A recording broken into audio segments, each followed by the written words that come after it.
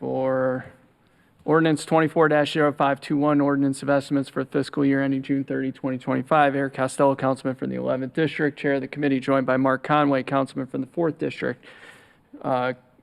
Councilman Isaac Yitzi Schleifer, 5th District, member of the committee. Councilwoman Odette Ramos, 14th District. Councilman Ryan Dorsey, 3rd District, member of the committee, also joined by Tony Leva to my immediate right, staff to the committee. Representatives from the Mayor's Office and the Council President's Office. We are here for the Board of Liquor License Commissioners. I know that Doug Page, our Executive Secretary, is unable to join us today due to doctor's orders that he get rest. So we're all hoping that Doug recovers very quickly. With that, Ms. Wurzberger, I will turn it over to you as the lead. Great to have you back in a new capacity. Thank you, Mr. Chair, members of the council. I am glad to be here in a very, very different role, but still with the ability to serve the residents of Baltimore City. For the record, my name is Michelle Wurzberger. I am the Deputy Executive Secretary for the Board of Liquor License Commissioners for Baltimore City, affectionately known as the Liquor Board. And as you mentioned, our fearless leader, Doug Page, is under the weather and isn't with us here today. But I know we are going to make him proud. Before I move on to the slide deck, I just want to introduce a couple of the members of our team who were able to be here with me. To my right is Stacy Russell, who is our Assistant Executive Secretary. To her right is John Chrisomalis. Most of you know him. He's our Chief Inspector. And right behind him is Sophia Reed-Marsh. She is our newest employee at the Liquor Board. She's our accountant. Matt Ockenheimer, who you all, I think, know as well, pretty well. He's our community liaison. He's also under the weather. I don't know what's going on at the Liquor Board, but and he's also watching from home. Some of you know me from my old life when I used to be a staff attorney at the Community Law Center, representing communities in front of the Liquor Board. At that time, my community clients and I, we really were at the forefront of pushing for MOUs that struck a balance between the residents' vision for their neighborhoods and the desire of the licensees or applicants to provide a service or amenity to that community. Since my time there, this agency has really come quite a ways. They've really made a total and complete metamorphosis. And obviously I can't take any credit because I've only been there for a few months, but I have to acknowledge how excited and proud I am to be a part of a team, the staff, the board, who have truly embraced change management and are now universally respected for their commitment to public service and transparency. And with that, we will start our slide deck.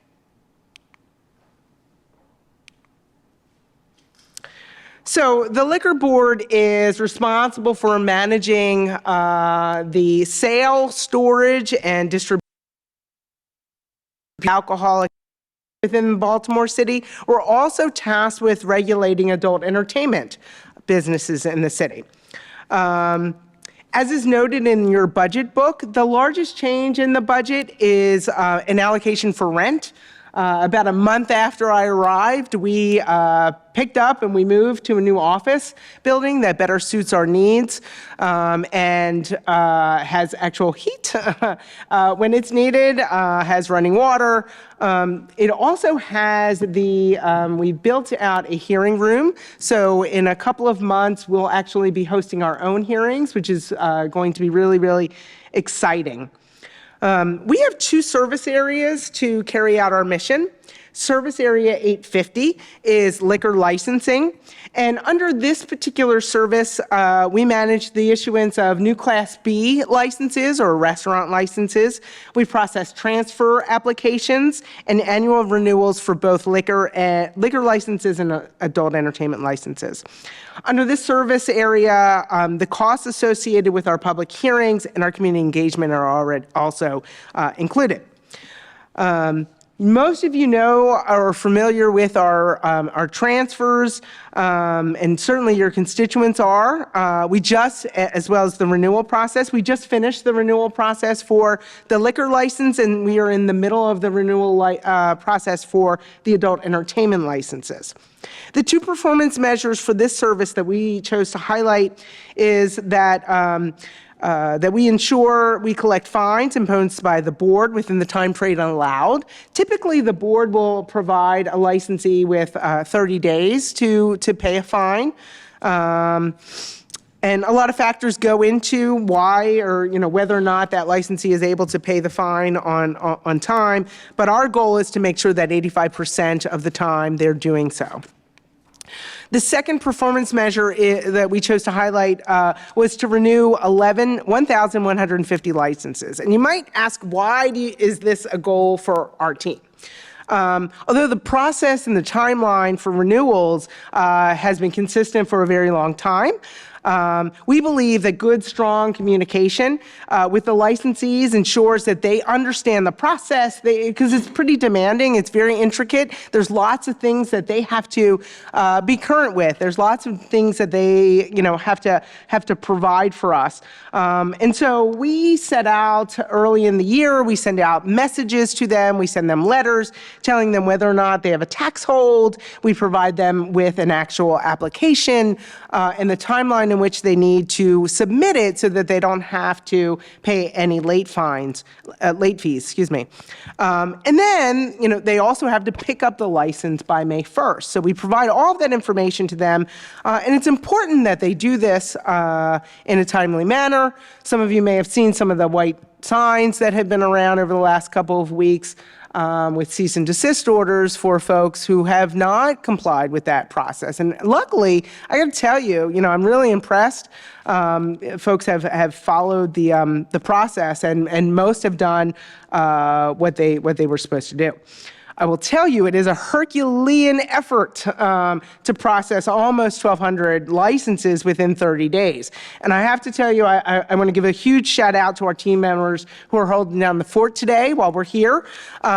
Miss Branch, Kirsten Robinson, Jared Ramsey, Kimberly Kearns. They really helped make sure we got through all of those, got through that renewal process smoothly. As of May 22nd, 100 had been renewed, and 1,014 had been picked up. In the last couple of days, I'm sure there's been some adjustments to that, but that really is the bulk of it, and I'm really, really excited that we were able to do that. All right, let me move on to the next one. Okay. Service Area 851, liquor license compliance. Under this service, we conduct regular inspections of establishments with liquor and/or adult entertainment licenses. We monitor one-day licenses that are issued for festivals and block parties and the like. We participate in the Social Club Task Force. We engage in special investigations such as BD7 compliance and underage drinking stings. We have 9 inspectors and a chief inspector, and they're awesome. And they really have a really interesting job and really put their all into it. The two performance measures for this service are to ensure that 95% of our 311 calls are abated or closed within 72 hours. This is important so that we can address the problems quickly before they escalate, and so that those registering complaints know that we care about their concerns and that we're taking it seriously. The other service performance measures that 90% of the violations charged are sustained by the board. That's important so that we're not overcharging, we're not frivolously charging, and that when we do put a case together, it sticks. We have spent a lot of time and energy and resources in training our inspectors so that they have improved their report writing, they've enhanced their ability to testify and to collect evidence. At this point, I'm going to turn it over briefly to Chief Chris Mollis to talk a little bit about what his team has been doing. Chief?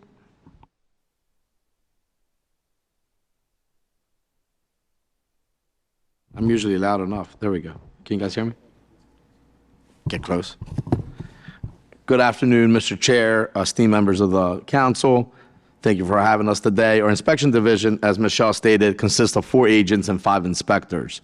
I'm proud to say that we are one of the most diverse units in the city.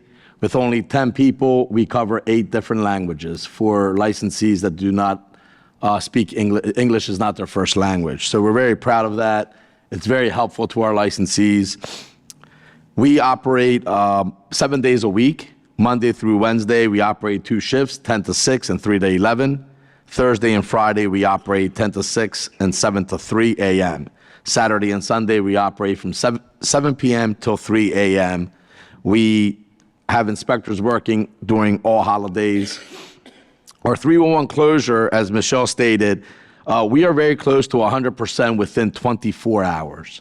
And from that number, complaints that we get during the hours that I just mentioned, we typically respond within 1 hour.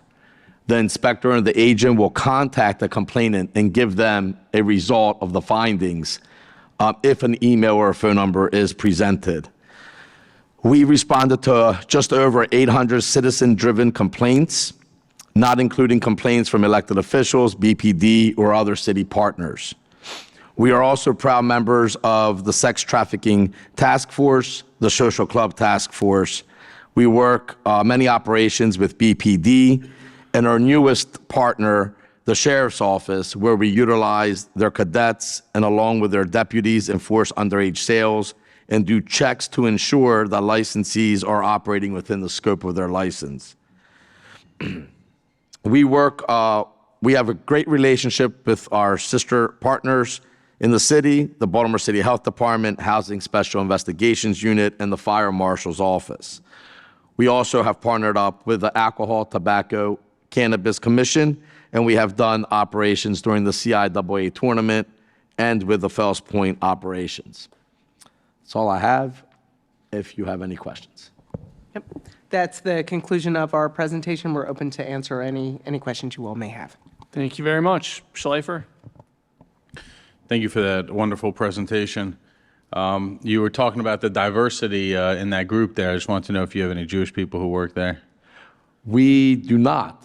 Okay. That I job. know of. That's all right. I don't have enough time, but otherwise I'd consider working because you guys have such a great team. We appreciate that. Thank you.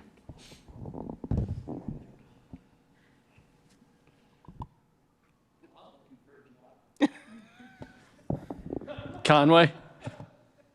Too soon, too soon. Thank you, I appreciate you guys. I got one question. Back in fiscal year 23 and 24, there was a discussion around improving the system for tracking items on the agenda. Have you guys thought much more about what that might look like and how we can make it easier for folks to identify what's coming up on the agenda? So I know that we have been working towards going to open, what is it? OpenGov? Is that what it's called? Yes. So that everything is electronic, applications and such, because everything is paper-based right now, which is very, very difficult. We're very close. There was some issues regarding how payments were to be made. I believe we have worked that out. And so we're hoping to get that up and rolling this summer. And the other thing is, not only will it be useful to licensees, it'll be useful communities to see the items directly, but our inspectors will be inputting their inspections on an iPad, so it's instantaneous. They don't have to go back to the office later during their shift or the next day, so they've forgotten details. They're going to do it right then. So it really will help with efficiency and data collection, but it's not here, but it's real close. Yeah, I'm specifically thinking about the public-facing component so that council offices, communities, folks who are curious about what may be coming in for consideration in their neighborhood could figure out what's going on. Like if we could sort by neighborhood, district, zip code, anything like that. Yeah, I don't know if we're going to have that capacity. I hope that we do. I know we send out dockets, and, that's great unless you miss it or you don't know about it, frankly. But the more that we can be transparent to the community. Again, when I was doing that work, it was like we are leaps and bounds from when I was doing that work. And I'd go in and pull the files, and sometimes things in the file would be lost. Now we scan it and we send it out, and that's great. But we can always do better. And I think what you're suggesting is certainly taking us to a whole nother level. Yeah, can we just make that a request as a follow-up, just or some commitment to look at our public-facing notification or ability to sort of sort through that information and not have a sort of PDF for folks to identify what's coming up in a given week? Councilman, are you looking for a formal written response from the liquor board? Yeah, I just want to make sure that we capture what you're looking for correctly. yeah, I would like them to. So I guess I want you guys to commit to looking into that. I mean, and I would love an update in, how much time do you think would be appropriate for you guys to look into, at least begin to scope out what it might take to make that a little bit more manageable of a system for folks to search when they're trying to figure out what liquor board hearings are happening. So the online library is searchable. Okay. I don't know if you've ever utilized that. So you can look up a property to see the history of a location, who have been the applicants, things that have been,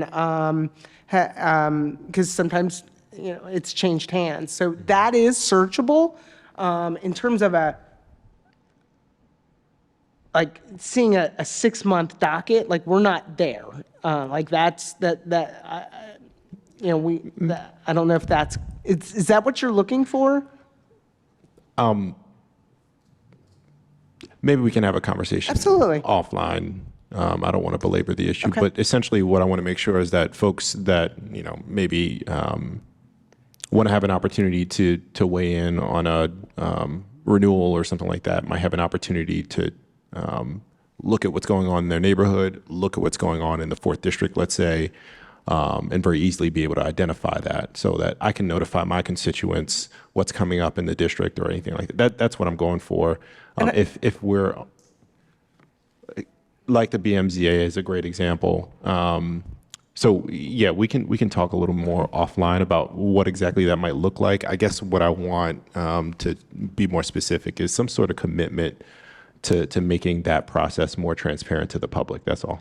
And I think we also need. I'm sorry. Were you getting ready? Yeah, I was just going to ask a question. So I just want to make sure. So the docket that we post 14 days prior, you would like to see that separated within the districts? I'd like to be able to search it for the 4th District or by neighborhood or something like that, so that if something's happening, I can notify the respective neighborhood associations. Can we just, in the docket, include the council and the state legislative district in parentheses, similar to what we do at Planning Commission? Yeah, we can do that. That'd be great. Perfect. Yes. Okay. Thank you. Thank you, Mr. Chair. And for the record, when we get the files, when we review the files, we identify those districts to begin with, so it wouldn't be difficult to do that. We already have definitely do the state because of the moratoriums. Yes. I don't have any questions, but I want to thank Doug and you and John for being a literally top tier city agency that just does fantastic work, excellent customer service, and I continue to say that the progress that this agency has made since the very damning 2014 audit has been incredible. There's been a host of people involved in that process, Tom Akris, Nick Blendy, and others, but I'm very pleased that John and Michelle and Doug, who's not here with us today, continue that excellent work. So please pass my thanks along to the commissioners. Thank you, sir. Thank you. Dorsey and Ramos.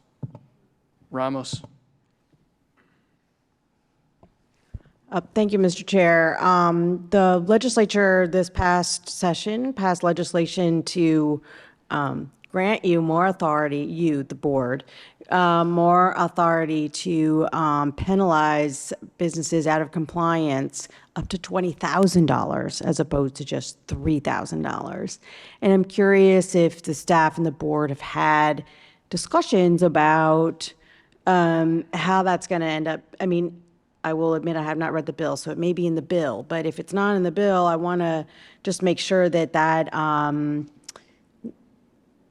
you're thinking about how that's going to be implemented and when, in terms of like what the level of egregiousness is for the 20,000, what the level of egregiousness is for 10,000, you know, that kind of thing. And I also did not see that revenue in your budget, so, or any prediction of revenue in your budget. I don't think it goes back to you. I think it goes to the general fund, correct? All of our revenue goes to the general fund, yes, okay. ma'am. And in fact, there was a bill that passed this year that that increased the license fees. That is also not reflected here, and the fees for the one-day licenses. So all of that will be included in the next budget. Okay. And there will be budget enhancements that we've talked about with the finance department to kind of provide for additional inspectors. Now, back to your question about the $20,000 fine. It's my understanding that that was passed in the previous session. It's also my understanding that it has not been necessarily utilized. Nobody's received that fine because it's a message, right? And so when we talk to the board, you know, as we're preparing for hearings, you know, obviously, they make the decision on what the penalties are, but what I do know is that they really do try to balance, right? You know, you're not acting correctly, and so we're going to hold you accountable, but we don't want to kill you, right? Because we still want you for the most part, right? 99.9% of the businesses that come before us have made a mistake. There are those, and we all know those who don't fit within that, right? But the majority of them are that. There's been an instance recently where the board, what's the word? Took their license for 3 days. Because thank you. I couldn't pull the word. It was right there. I couldn't pull it. They suspended the license for 3 days because the licensee didn't come to the hearing because they didn't think it was important. Right? And so the balance is, does that send a better message or a stronger message, or does $20,000 fine send the message? You know, it really does depend on what your philosophy is. A big old sign that says cease and desist sends a message, right, to other licensees. A $20,000 fine, you know, that helps us cover costs, but other licensees don't necessarily know about it, right? So it really is a balancing act. I suspect when and if the board chooses to issue that fine, it will be newsworthy. And Councilwoman Ramos, I'd like to just clarify. So Michelle is correct. The revenue generated by the licenses and fines administered by the liquor board, those are general fund revenue sources. So they are described in the executive summary in the revenue tables. The budget, in terms of what we're assuming for revenue from the alcoholic beverage permits, that actually went up based off of the change in state law from 1.8 million to 2.3 million. So in fiscal 25, we're assuming an additional $470,000 in revenue. Thank you. Thank you for that correction. Thank you both. Appreciate it. Thank you, Mr. Chair.